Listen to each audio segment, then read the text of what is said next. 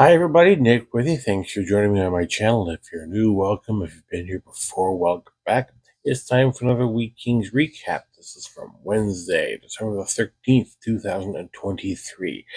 Week Kings are on a bit of a hot streak right now. They won 5 in a row heading into this matchup against the Kelowna Rockets. And while we've not seen them in a while, we've not seen the Kelowna Rockets here in Brandon in quite some time. Well, these two teams do have quite a bit of a history of not liking each other, and it would show in this game. Now, the scoring starts at 2 minutes, 11 seconds in. Quinn Manti for Brandon will get his third of the season. The assist by Joby Ballmuller and Roger McQueen on a power play, and it's 1-0 Brandon. At 12:46, Tej Aginla, son of NHL great Jerome Aginla, will get his 23rd of the season. The assist coming from Andrew Crystal and Ethan Middlestead, and we are tied at 1 after one period of play. Penalties in that period, 47 seconds in.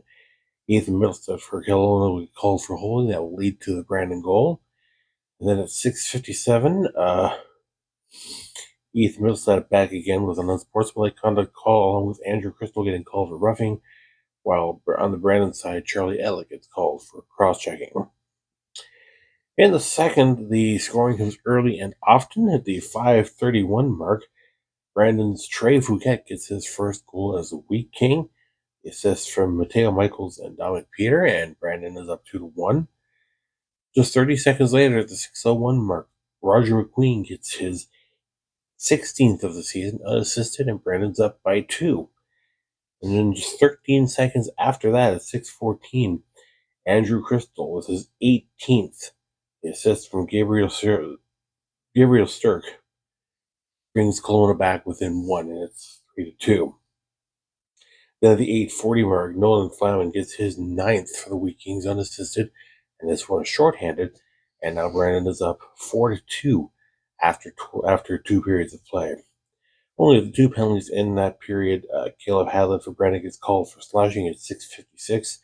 And then at 14:02, Brandon's Carter Kleppenstein gets called for slashing. In the third period, Kelowna gets one of those goals back at 1:15. Merrick Rokak with his 5th. Tej Aginla and Andrew Crystal will get the assist on that, and it is now 4-3. Then at 4:25, Jaden Weens will get his 9th for the Week Kings. Nolan Flaman with the assist, as well as Rylan Rosema. And that is Brandon's second power play goal of the evening. That's 5-3. Then at 12:37, Luke Shipley will get his 5th. Brett Highland and the shorthanded goal will make it 6-3, Brandon, and that will be your final. Penalties in this one. I didn't think I would fit them all on the whiteboard. That's why there's no whiteboard. 3:42, Kelowna, Hiromi Gosick. I don't know how to pronounce that name. Called for holding. 8:06, Caden Price for Kelowna gets called for roughing, while Brandon's Ryler Rosema gets called for unsportsmanlike conduct. At 13:14, Ethan Middlestead gets called for fighting, as does Luke Shipley for Brandon. Shipley also gets an unsportsmanlike conduct call that's served by Joby Ballmuller. At 17:03, Luke Shelter for Kelowna and Brandon's Matt Henry both get fighting majors and game misconducts. At 19:52, Caden Price for Kelowna gets called for holding. And then at the 20-minute mark, right at the end of the game, former Week King Caden Cedric King is called for roughing, as does current Week King Carter Kleppenstein. So with that win, Brandon has now won 6 in a row. They are 5-0 so far on this current road trip, and they now have a record of 16-11-4-1 for 37 points on the season, while Kelowna falls to 13-15-2-0 for 28 points. So, shots on goal in that game. Kelowna had 8 in the first, 5 in the second, 6 in the third for a game total of 19. Brandon with 12, 12, and 11 for a total of 35. Kelowna was 0 for 4 on the power play. Brandon was 2 for 4, and of course they got a couple shorthanded goals as well. So their special teams is really clicking right now. Face-offs, that's probably the one stat that Kelowna had the upper hand in, taking 30 of 56 for 54%. Brandon with 26 of 54 face-offs for 46%. Jari Kikkonen for Kelowna, stopping 29 of 35 shots for a save percentage of 829. Carson Bjarnason getting the win for Brandon, stopping 16 of 19 for a save percentage of 842. Your three stars of the game: Nolan Flaman for Brandon getting a goal and a helper. Trey Fouquet from Brandon getting a goal, his second star. And then the third star is Andrew Crystal from Kelowna.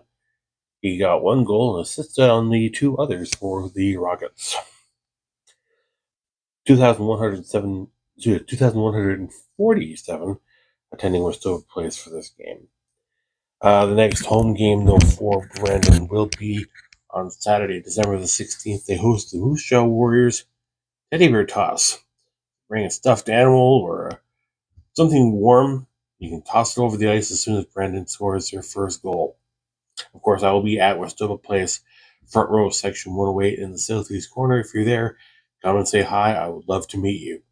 That said, a special shout out today to Adam Warren.